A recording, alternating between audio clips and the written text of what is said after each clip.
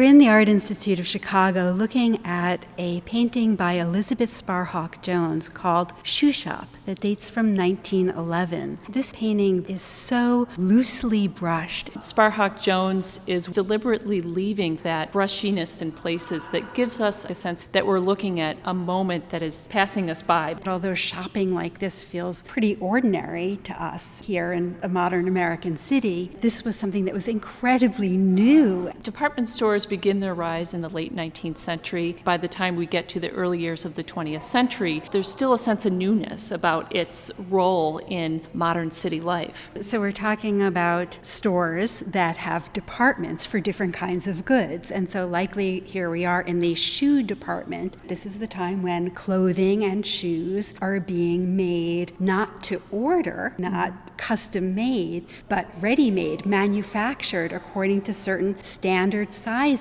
You would go into a department store and items would be arranged according to size and they would be clearly labeled with their prices. This kind of shopping and this kind of displaying of goods was something new in the latter part of the 19th century. It's a new kind of public activity, commercial activity, especially for women. We have no men depicted here. It's all women. We have two women who don't have hats on, and you could see they're wearing shirtwaists or blouses with black skirts, and these are the shop girls, as they were oftentimes referred to. So there's a new kind of assistance that is generated around this new kind of commercial activity drawn out of mass production. And so we have a new kind of activity, the shopping that takes place by upper and middle class women who have a new freedom around the city because of shopping, because of the department store. But we also have mobility happening for working class women who can work in a respectable place like a department store and hopefully in that way better themselves. Sparhawk-Jones studied at the Pennsylvania Academy of the Fine Arts.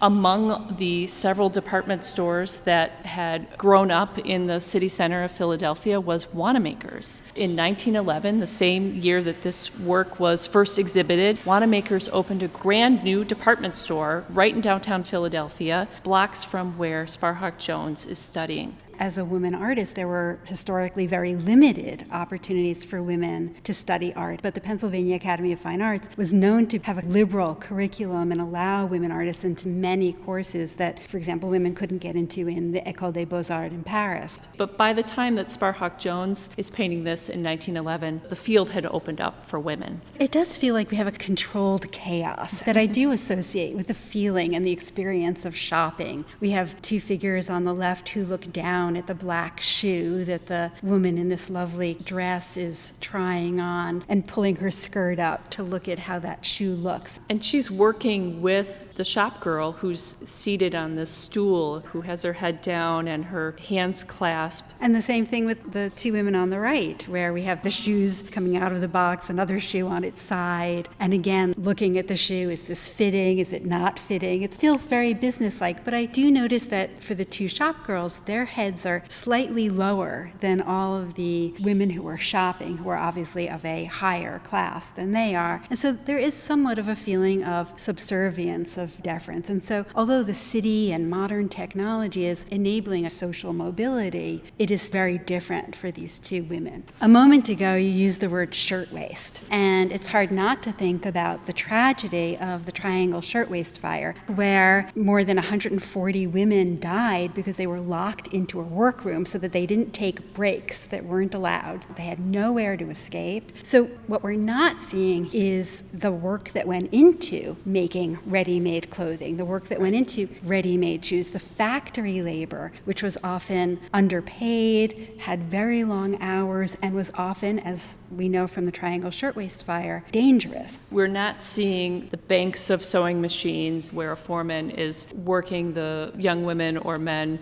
to a strict schedule to create as many shoes as they can. We're seeing shoes presented in boxes. And in this grand environment that in some ways hides the realities of factory life. And we could also think about this decade of the teens as being a very important transitional decade for the women's suffrage movement and the 19th Amendment, which is passed in 1920, which finally gives women the right to vote. That movement began in Seneca Falls in 1848, and it takes until 1920 for the passage of the amendment. But in the 19-teens, these kind of cross-class interactions transpired with women coming together to fight for women's suffrage. Clearly, Sparhawk-Jones is aware of the work of the Impressionists, of Degas, who's painting modern life, but here really creating a style that's very much her own. Sparhawk-Jones has a personal style that blends realism and Impressionism. And so by Impressionist, we're thinking about the touches of paint, the openness of the forms, the lack of very clear outlines. And the realism has to do with more of the sturdiness and the modeling of the figures that she conveys with these rapid brushstrokes. It's still grounded in a readable space and a sense of forms that are moving in that space. What a fascinating painting to explore here at the Art Institute of Chicago.